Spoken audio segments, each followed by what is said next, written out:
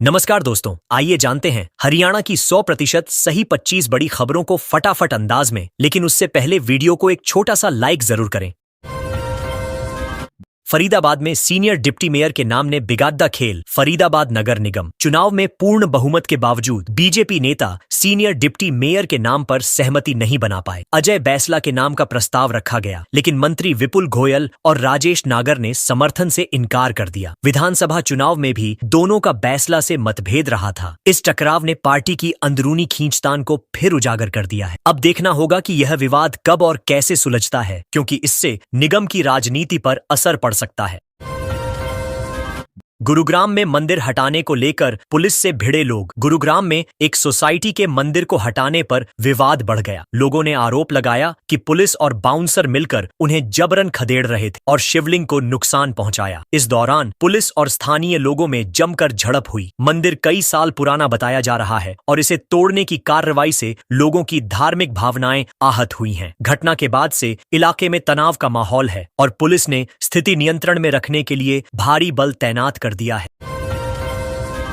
Gurugram police और किन्नरों के बीच टकराव। गुरुग्राम के एमजी रोड पर पुलिस की कार्रवाई के दौरान किन्नरों और पुलिस में विवाद हो गया। पुलिस द्वारा उन्हें वहां से हटाने पर किन्नर भड़क गए और 2 पुलिसकर्मियों पर हमला कर दिया, जिससे वे घायल हो गए। गुस्साए किन्नरों ने पुलिस की गाड़ी तोड़ दी और बाद में अस्पताल में भी तोड़फोड़ की। पुलिस ने मामले में एफआईआर दर्ज कर ली है और जांच शुरू कर दी है। घटना के बाद इलाके में सुरक्षा बढ़ा दी गई है ताकि कोई और हिंसा न भड़क सके।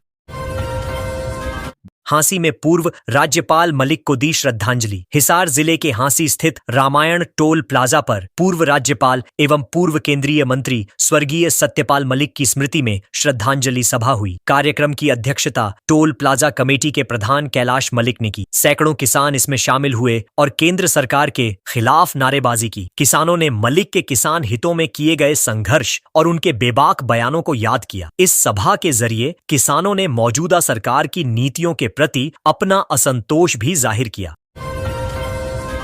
झज्जर में धन खड्डच बोले, कांग्रेस सढ़ाकों पर हल्ला कर रही। झज्जर में भाजपा द्वारा हल्का स्तर पर तिरंगा यात्रा निकाली गई, जिसमें बड़ी संख्या में लोग शामिल हुए। इस दौरान शहीदों को सम्मान दिया गया। कार्यक्रम में ओपी धनखड़ ने राहुल गांधी के चुनाव आयोग पर आरोपों पर कहा कि कांग्रेस सड़कों पर हंगामा कर रही है, जबकि उन्हें सीधे चुनाव आयोग के पास जाना चाहिए। उन्होंने कहा कि आयोग स्वतंत्र है और विपक्ष केवल माहौल बिगाड़ने की कोशिश कर रहा है। हरियाणा में 10 लाख मजदूरों का पंजीकरण बंद। हिसार जिले के उकलाना में भवन निर्माण कामगार यूनियन के सैकड़ों मजदूरों ने सरकार के खिलाफ प्रदर्शन किया। उनका आरोप है कि प्रदेश के सभी निर्माण मजदूरों का पंजीकरण अस्थायी रूप से बंद कर दिया गया है, जिससे करीब 10 लाख मजदूर प्रभावित हैं। मजदूरों ने चेतावनी दी कि अगर जल्द पंजीकरण बहाल नहीं हुआ तो श्रम मंत्री का घेराव किया जाएगा। उन्होंने सरकार से मजदूरों के हित में तुरंत निर्णय लेने की मांग की। पूर्व राज्यपाल सत्यपाल को 3 राज्यों के किसान देंगे श्रद्धांजलि। पूर्व राज्यपाल सत्यपाल मलिक की याद में 18 अगस्त को यमुनानगर की अनाज मंडी में प्रदेश स्तरीय श्रद्धांजलि सभा होगी। इसमें हरियाणा, पंजाब और उत्तर प्रदेश के किसान शामिल होंगे। भाकियू चढ़ूनी ने बैठक कर कार्यक्रम की तैयारियों पर चर्चा की और कार्यकर्ताओं को जिम्मेदारियां सौंपी। सभा में मलिक के किसान आंदोलन में योगदान और उनके साहसिक बयानों को याद किया जाएगा।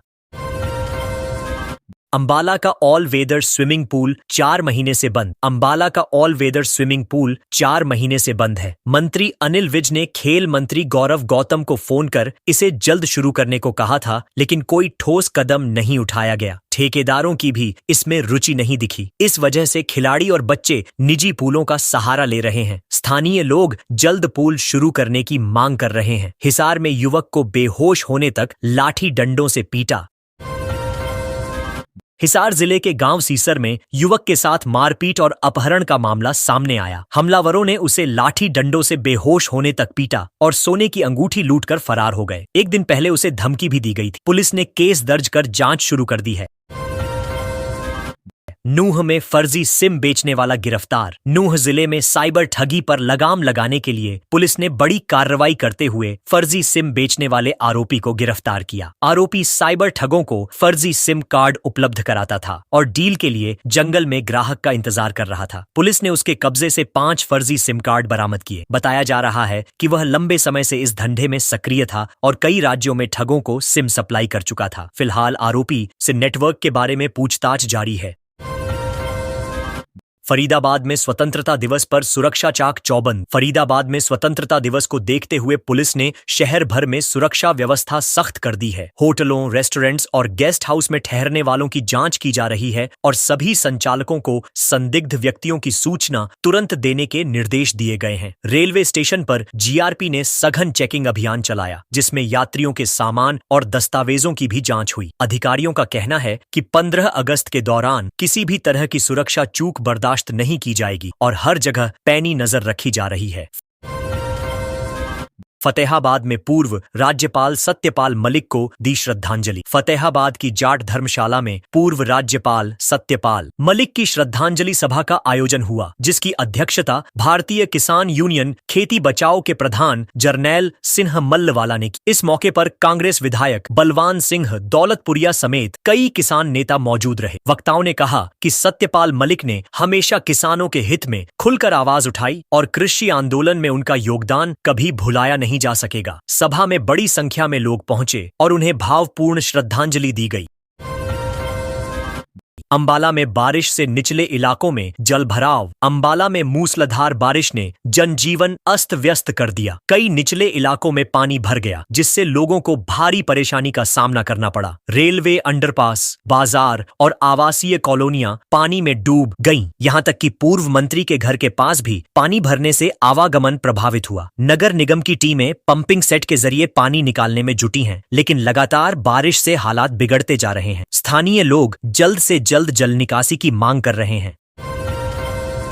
फरीदाबाद की BPTP pride park land society में लगी आग। फरीदाबाद के बीपीटीपी थाना क्षेत्र में स्थित प्राइड पार्क लैंड सोसाइटी के पीए ब्लॉक में मंगलवार सुबह भीषण आग लग गई। ग्राउंड फ्लोर पर स्थित मकान नंबर 193, जो मीरा नामक महिला का है, में अचानक लगी आग से घर का सारा सामान जलकर खाक हो गया। घटना के समय परिवार बद्रीनाथ यात्रा पर गया हुआ था। सोसाइटी का फायर सिस्टम खराब होने के कारण आग पर काबू पाने में देरी हुई। पड़ोसियों ने कड़ी मशक्कत के बाद आग बुझाने की कोशिश की। फिलहाल पुलिस जांच कर रही है।